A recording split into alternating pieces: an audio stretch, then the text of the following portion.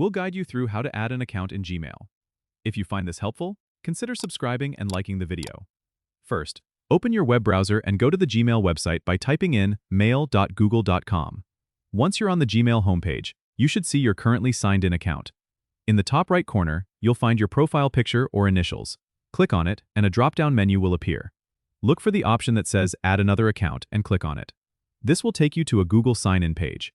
Here, you'll need to enter the email address of the account you want to add. If you don't have another account yet, you can click on Create Account and follow the prompts to set up a new Gmail account. After entering the email address, click Next, and you'll be prompted to enter the password for that account. Once you've entered the correct information, click Next again, and you'll be signed into the additional Gmail account. You can switch between accounts by clicking on your profile picture in the top right corner and selecting the account you want to use. This is particularly useful if you're managing multiple email addresses for different purposes. Remember, you can always sign out of any account by selecting Sign Out from the same drop-down menu. And that's it. You've successfully added an account in Gmail and can now easily manage multiple accounts from one place. Don't forget to subscribe and comment if this helped you out.